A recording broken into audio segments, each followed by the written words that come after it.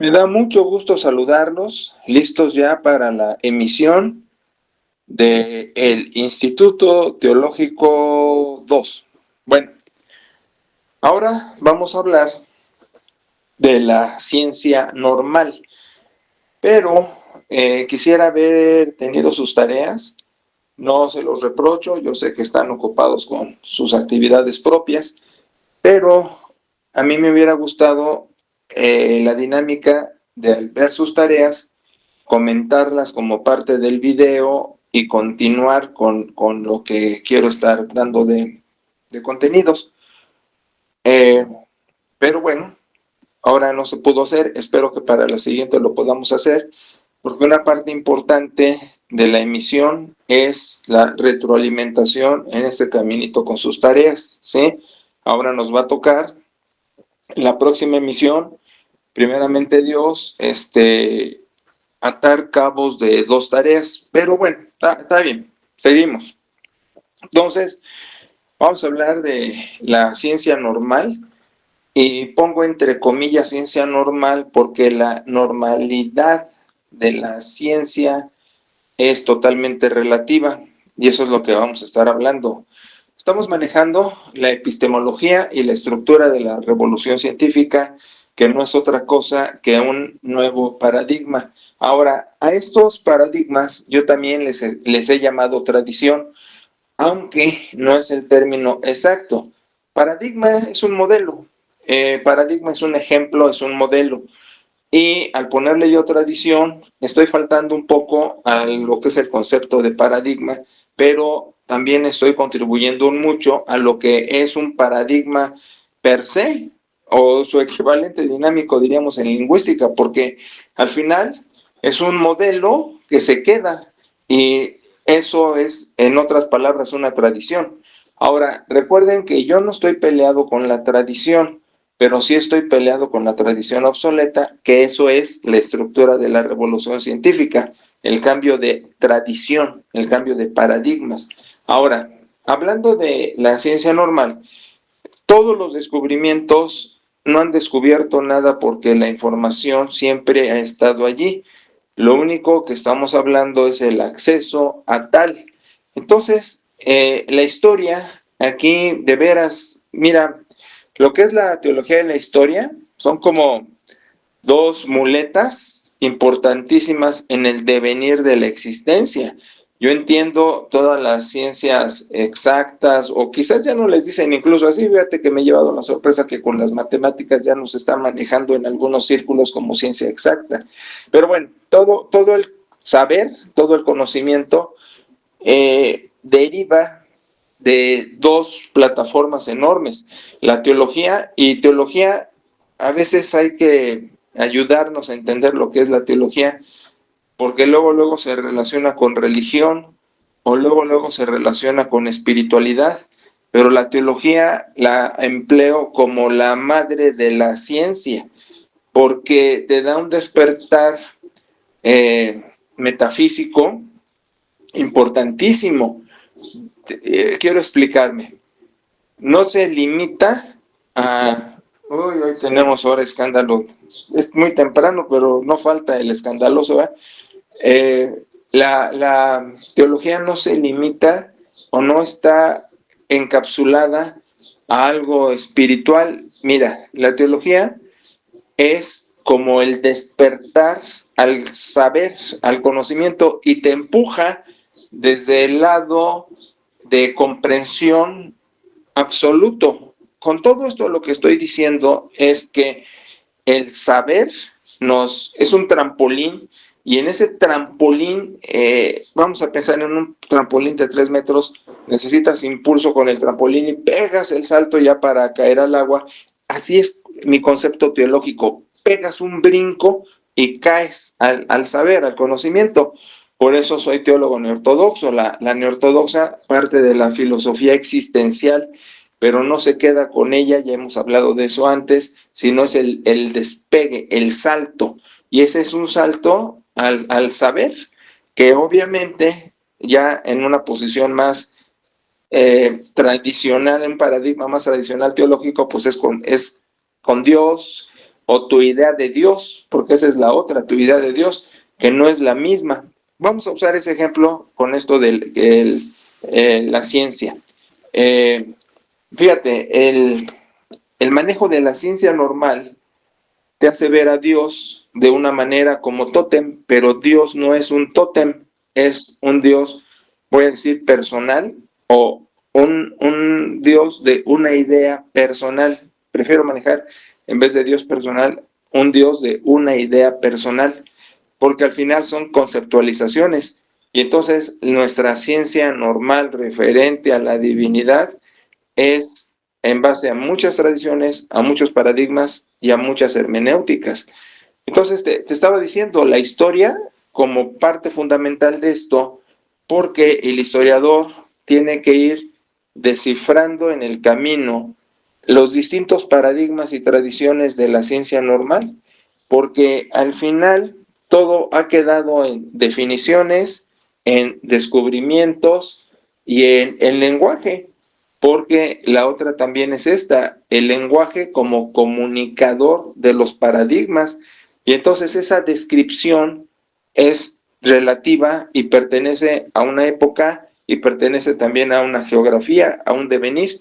Entonces, nuestro camino a la ciencia normal es que no es tan normal porque vamos a irla redescubriendo. Mira, por ejemplo, en tu familia tenían modos de hacer las cosas. Esos modos, llamados paradigmas o tradiciones, pero ahorita con el ejemplo le estoy diciendo el término modos, tenían su estructura. Y entonces tú has hecho una revolución de la misma con tus cambios o tu aceptación o tu comprensión rediseñada de estos paradigmas y has establecido nuevos modelos. Pienso en mi propia experiencia, yo he modificado, pero toneladas de lo que era la ciencia normal familiar de mi generación anterior. Entonces, si eso lo aplico a mi experiencia familiar hoy día y a mi desarrollo de la ciencia, y ciencia me estoy refiriendo a todo el conocimiento, todo el saber, lo aplico a mi ciencia, pues imagínate, es una verdadera chuza. Y eso yo lo he manejado mucho en religión. Mira, este camino de estructura, de revolución de estructura científica, propone que con los especialistas se muestren las nuevas definiciones, porque ese es el devenir de la ciencia normal. Pero en mi caso, y yo por eso no estoy casado con eso, no me ha funcionado. Cuando yo he ido con especialistas, gente que trabaja Biblia, iba a llamarles teólogos por nada, pero no, el trabajo teológico es un quehacer especializado per se, y la gente del púlpito no es teóloga, es repetidor de conceptos acerca de la teología, pero no teólogos. Entonces, por eso no ha funcionado, porque cuando hice un libro de una estructura de revolución científica sobre la teología denominacional, pues fue un escándalo. Algunos, de veras, como el libro negro, ¿no? De la película de este amigo, ahí se me escapa el nombre, del que siempre se disfraza. Bueno, lo tuvieron escondido, o el presidente de la Convención Nacional de aquel tiempo, hace muchos años ya, varias décadas, le dijo a Checo que tu papá escribe cosas muy gruesas, cuando simplemente estaba estableciendo un nuevo modelo de paradigma. Pero bueno, el punto es que a mí no me funcionó con los especialistas, cuando la ciencia normal, lo que se hace en una publicación y poner definiciones y poner lenguaje y hacer la hipótesis hablando de método científico como les pedí la vez pasada, son propuestas con especialistas, y ya con ese texto hacen su propio trabajo, ¿no? Pero se sufre, mira, siempre un nuevo modelo paradigmático tiene mucha resistencia. A veces se ha dicho que bueno, esto para algunos tecnócratas lo han manejado así, que para poder un nuevo modelo actualizado de un sistema se pone en paralelo con el sistema anterior y el nuevo sistema en paralelo hasta que el nuevo proyecto vaya dejando atrás al obsoleto o al que hay que modificar. Yo digo que sí en muchas cosas, pero por ejemplo, en lo que es una definición y lo que es una estructura científica, a veces no funciona así, porque no puede estar en paralelo. Por ejemplo, yo no puedo manejar Trinidad y puedo manejar Majestad Divina en paralelo. Yo desecho Trinidad, pero de facto, ¿no? Por de dónde viene, de qué concilio viene, cómo manejaron el prosopón en vez de modos del ser como persona, y eso también fue un problema porque hizo un triteísmo. Entonces yo no puedo manejarlo en paralelo, ¿me explico? Ahora, una estructura de revolución científica tiene que hacer una propuesta y esa propuesta tiene que hacerla con contenido, no nada más por ocurrencia, porque muchas cosas en el devenir histórico han salido por improvisación. Y de hecho, Francis Bacon, tiene una cita que dice que más cosas salen de lo fortuito que de la confusión. Entonces, el azar también juega un factor importante, la oportunidad, el azar. Vaya, la expresión como el burro que tocó la flauta no es tan desacertada con lo que estoy diciendo. El azar también provee la ocasión, la oportunidad de establecer paradigmas, de modelos o tradiciones renovadas.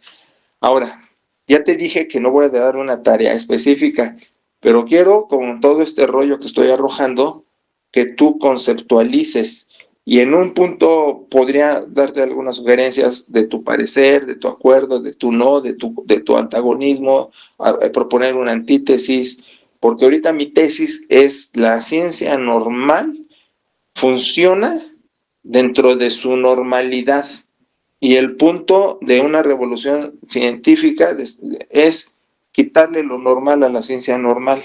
Y te voy a decir cómo: cuestionando. La vez pasada cerré con Descartes, dudo, pienso. Entonces, para una estructura de revolución científica siempre tiene que venir los porqués. Yo lo hice en religión como oveja y siempre me han calificado con un IQ arriba del promedio.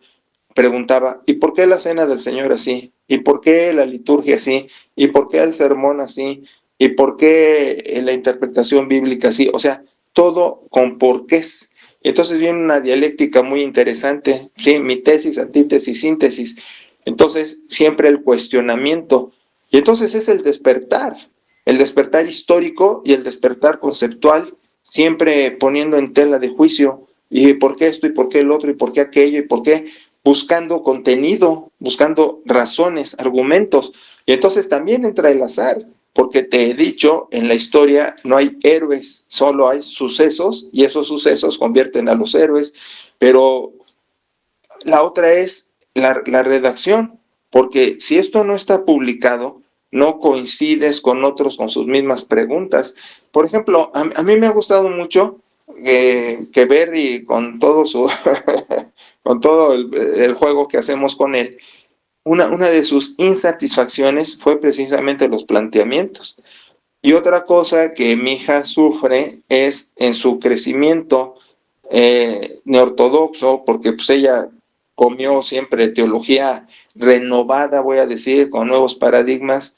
Pues igual se pregunta: ¿y por qué tiene que durar esto así? ¿Por qué tiene que hablar de esta manera? De hecho, jugamos mucho, le hago las bromas de el pastor que habla así. ¿Por qué esa mamilada? ¿Por qué cuando bautizan alzan la mano? Así que están recibiendo de arriba algo. ¿Me explico?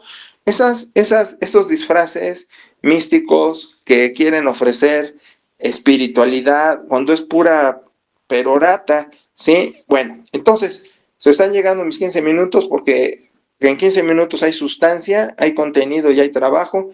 Entonces, de todo esto, trabajen.